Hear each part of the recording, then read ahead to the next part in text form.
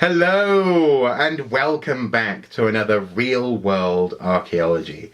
In this series, typically we take a look at film and television from the perspective of an archaeologist, analysing historical accuracy, coming up with a score and hopefully having some fun along the way. But today's episode is a bit different, not least because I hadn't planned on filming anything today. In fact, I still have an Archifacts episode coming your way later this week. But this morning I simply felt compelled to share with you some thoughts, an off-the-cuff review of a film that really made an impact on us. And so as opposed to an analysis, what you're getting today is a recommendation, I suppose. Loving Vincent is a tremendous movie, and as the name implies, it's about the artist Vincent van Gogh. But it's a film that you have to work quite hard to go and see. It has a limited cinema run in select theatres, as they say. And so actually Mrs. Soup was really the driving force in not only researching this film, but finding out where we could go and see it, buying the tickets, and then last night actually we both drove the best part of an hour to go and see this film in a place called Hexham, in a cinema called The Forum. Now the reason why I'm sort of emphasising this is because actually this cinema was worth the trip, and it was the perfect setting to see this film. It's an old cinema and it has the sort of the patina of decades of use. I actually said to Mrs. Soup that the smell reminded me of some old churches where you go in and you can sort of smell maybe the upholstery perhaps of the pews, or the sort of the kneeling cushions where people pray, the heavy cloth and dust which is just soaked into the environment, and you can't help but just, it's got a rich smell like a book or something like that. And so actually not that it was, it wasn't dirty or anything, it just had atmosphere, and this place therefore was the perfect setting to see what was a cinematic experience. And I mean by that not in a Michael Bay sense. It wasn't cinematic as in 3D super explosions, all this kind of thing. More that this thing, it was an arresting experience. It was something that washes over you, and thankfully it was more than the sum of its parts. Now I mean by that initially on the surface this film runs the risk of being a bit of a gimmick. The thing that really got Mrs. Soup's attention initially is the fact that this film is actually made up of oil paintings. It's an hour and 34 minutes long, and therefore that's 24 frames a second, 65,000 individual frames, each and every one hand painted in the style of Vincent van Gogh. And so I was slightly concerned that this might be slightly exploitative, a pastiche, taking advantage of a popular artist's name to get bottoms on seats, and using a novel animation technique, I suppose, to again garner interest in the project. But I'm so relieved that it is more than that. It is not a surface level experience, and it's clearly a work of passion and dedication and love by around 125 artists who put 8 years of work into this project. So yeah, more than the sum of its parts. And I, for one, couldn't be more relieved that this is the case, that this film is more than a succession of pretty oil paintings, that it's more than the sum of its parts. You see, I'm a big fan of Van Gogh. Although that's the wrong word. I mean, I'm a fan of Back to the Future. I'm a fan of Indiana Jones. With Van Gogh, I love his art. I deeply respect and have always wanted to learn from the artist. But crucially, I also have an affinity for the man himself, for some of the things that troubled him, some of the things that he fixated on. For example, he was always concerned about the future, really worried that he was going to be a failure and never going to actually achieve anything that he deemed reasonable or worthy or a success in his life. He was concerned about his effect on his family, on the people around him, whether or not he was going to be a burden on his brother, for example, Theo. He was obsessive when it came to the task at hand, seeing paintings and tasks through, often to the detriment of his own health. He'd stand out in the rain, he would buy paint instead of food, and this kind of thing. He would drink too much. But also as well, in and around all of those potential pitfalls, there were moments of a genuine exhilaration, a zest for life, and the beauty of the world that he saw that clearly brought him solace and joy and a certain charisma that people did see. They saw sparks of this in him. And actually, Mrs. Soup pointed this out last night as well, as we were on our way home. She was sort of saying that there were moments where, especially when he's very agitated. In that sense, I'm a very similar person. So I'm not saying that I'm the same as Van Gogh. I'm certainly not saying that I'd want to meet him, because actually I don't think I could help him in that sense. You want to give him a hug. Definitely, but I don't think we'd be good for each other. But you see, that's the beauty of this film, is actually you get a real sense of the man, but they choose to do it in a way that is not an attempt to reconstruct the most famous moments in his life. For example, we don't actually see him painting the sunflowers, I don't think. For the most part, we don't really see him doing any of his key masterpieces. What we see, in fact, is the effect of Van Gogh on the people who he had met in the last years of his life in particular. This film is set a year after his death, and we're following, in fact, the journey of Armand Rollin, actually the subject of one of Van Gogh's portraits, as he attempts to deliver a letter to Theo Van Gogh. He finds out during the course of the film that sadly Theo is unable to take delivery of that letter, and he ends up in Auvergne, where Van Gogh spent his last years and eventually died.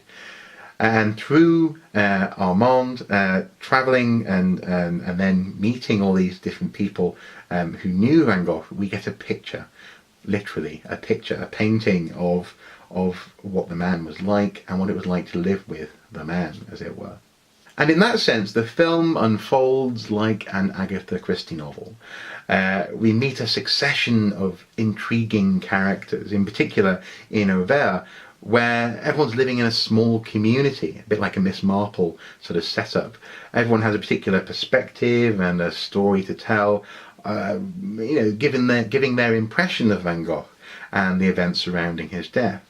We meet initially, for example, on this journey in Paris, the man who sold Van Gogh his paints, an art dealer, who also actually features in a Van Gogh painting. And actually, as this unfolds, it's a very clever and entertaining journey. It feels as though we are being presented, I suppose, a series of clues, which occasionally lead you in your head to go down certain avenues, but you're never really presented with a case. You're never really told this is the truth behind Van Gogh's death.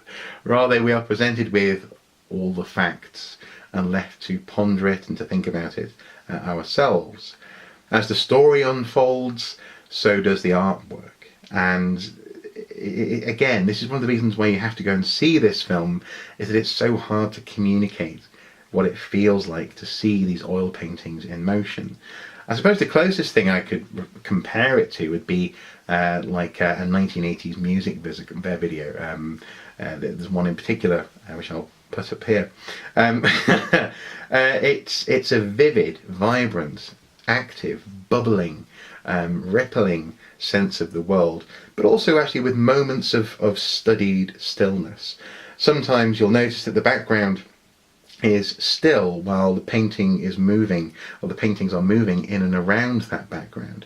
At other times, the background, especially if it's outside, is just simply rippling with life. Light, for example, never really stays still. The leaves move with the wind, the stars twinkle in the sky. And throughout this artistic feast, as Mrs. Soup described it, we are also treated to snapshots, little Easter egg moments, as it were, which feature Van Gogh's artwork. For example, when we first meet Dr. Gachet, he is sat as he is in his portrait, and then the scene continues, but it's never done in a cheesy sort of snapshot kind of way, and then we re-enter the scene as you might do if someone perhaps was featuring a photograph. There is, I suppose, one moment when it really stands out, and that is when a particular character is sat in a chair with his head in his hands. He starts like that in this scene, and it feels somewhat unnatural for how it progresses. They rescue it with the drama, but nonetheless, that's one of the few moments when it really stands out.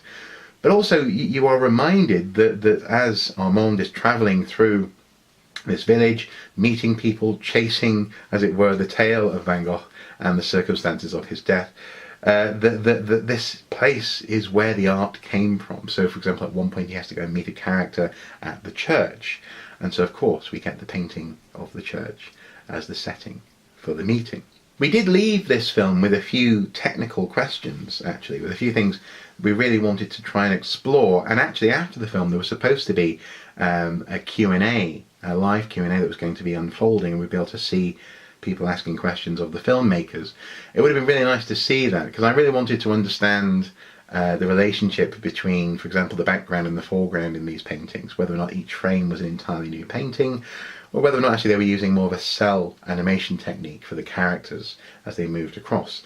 In some cases it looked as though a painting was being modified. So, for example, if someone was sat in front of a table and they stood up, the background that was revealed would be sort of almost, it looked like it was being painted in. You could sort of see where fresh paint had been applied almost. In other cases it looked very much, as I was saying before, as though there was a still background on which there was oil painting animation unfolding, probably on a new surface. So we had some technical questions that came out of this, but the technology and those questions never overrid the experience of passing through this oil painting world. And beyond the fact that they were emulating Van Gogh's painting style and directly referencing some of his work, there were elements that really stuck out to me when, for example, we saw the reflection of people in windows. So there's a couple of shots where Armand is, say, looking out of a train window, and the mingling of his reflection with the background is a beautiful painting unfolding before your eyes. So in that sense, they again, this was more than the sum of its parts. This wasn't a simple reference, as it were, to the artist. This was actually reverentially taking that style and applying it as you would in a film, a camera, as it were, taking the painting and turning it into a video. So it was into footage. So it was a fascinating experience, and in that sense, we definitely had technical questions, but it never tripped over itself. Now, I could talk about this movie for hours, but I don't want to spoil how the story unfolds, and I certainly don't want to spoil the way that the visuals manifest, the little moments that I could mention, but I don't want to do that. I want, if possible, I want you guys to go and experience this film for yourselves. We're certainly going to be buying it on DVD or Blu-ray when it comes out. But I suppose there's just one more thing that I would mention, and that is I really appreciated the way that the film also avoided, just as it avoided some of these milestones in his life, as I say, for example, when he painted the sunflowers, it also avoided falling into the trap of portraying the man's life as a dichotomy, as a total split between the mad creative energy, the strong genius, and then the tragedy of the dark side of his life and also his death. There was actually lots of middle ground shown in this film, and it's represented in particular by one scene where the hotel where he's staying in Aubert, there's a young daughter in the family who run the hotel, and he's downstairs having his tea, and the young daughter crept out of bed, sits on his knee, and together they start drawing. And she goes, let's draw something. Can we draw a chicken? And so he starts drawing with her. That's based on witness testimony. It's based on, in particular, the older daughter of the family and her observations. And I think that's beautiful, because it shows that not every day was horrible with him. You know, not every day was an extreme, emotionally turbulent experience. In fact, he had moments of simple joy and a simple, enjoyment, and I really appreciated that as well. This film didn't deliver an overly and unrealistically epic vision of Van Gogh. It was epic enough, but it was also real enough as well. So in summary, I would strongly recommend this movie. It took around 8 years to complete, and interestingly enough, that's the same length as Van Gogh's artistic career. The father of modern art, as it were, started relatively late in life. He died aged 37, and he started painting when he was 28 or 29. And in those 8 years, he produced 800 paintings. It's one painting every 3 or 4 days. And in that sense, the film properly represents, and in that sense also is a synergy between that sort of creative energy, a historical period that they represent, but also, I suppose, a biography as well. It achieves what it set out to achieve, and it is, in its own right, a masterpiece. Go and watch it. Anyway, guys, as ever, until next time, do take care. Bye-bye. Worked it out. We've got ours here. There was a sacrifice to the god.